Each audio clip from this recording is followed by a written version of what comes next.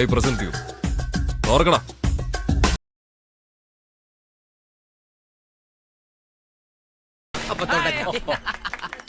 ദുരന്തമുഖത്ത് പാല് ചോദിച്ചവന് അടി കൊടുത്തു കണ്ണൂരുകാർ.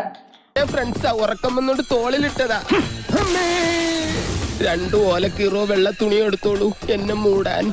ജോർജിന് പ്രായം ഒത്തിരിയെങ്കിലും ഇപ്പോഴും ഇഷ്ടം കുഞ്ഞുങ്ങളുടെ പാല് കുടിക്കാനാണത്രേ. ആ സൂക്കേടാണ് കണ്ണൂരുകാർ മാറ്റിക്കൊടുത്തത്. ഇനി ജോർജ് വീട്ടിൽ പോലും പാലൊഴിച്ചുള്ള ചായ കുടിക്കുമെന്ന് തോന്നുന്നില്ല. അത്രമാത്രം നാണം കെട്ട് കഴിഞ്ഞു ജോർജ്. അയ്യോ ഓർമ്മിപ്പിക്കല്ലേ പൊന്നെ. അതൊന്നും സാരമില്ല, ഇവന് ഇതൊക്കെ പറയുവാ.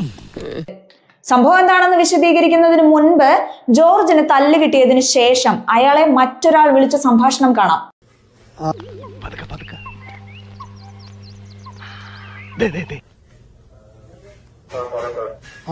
എന്റെ വിളിക്കുന്ന എന്റെ പേര് ഷെല്ലി എന്നാണേ.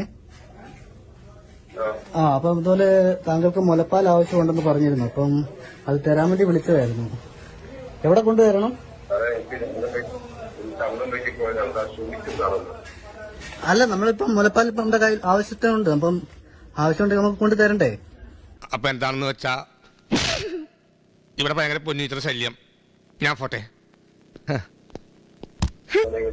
നിങ്ങൾക്ക് എന്ത് വേണം ക്ഷമ വേണമെങ്കിൽ എങ്ങനെ ലൈവിൽ വന്നിട്ട് എന്ത് വേണം പറയാൻ ഞാൻ അങ്ങനെ ഒരു ഉദ്ദേശിച്ച ഒരാളല്ല. ഞാൻ എന്റെ സമയം നോക്കി പോരാണ്.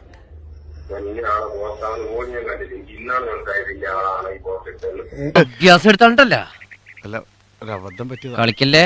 ഇത് മലയാളത്തിൽ സോഷ്യൽ മീഡിയകളിൽ വലിയ വാർത്തകളുമായി. ഇത്തരത്തിലുള്ള നിരവധി വാർത്തകളിൽ ഒരുപാട് പേരാണ് മോശം കമന്റുകൾ ഇട്ടത്. നിന്റെ ഭാര്യ ജേഴ്സി പശുവാണോ, കറവ പറ്റാത്തതാണോ തുടങ്ങി അശ്ലീലം നിറഞ്ഞ നിരവധി കമന്റുകൾ. ഇത്തരത്തിലൊരു കമന്റ് ആയിരുന്നു ജോർജിന്റേത്.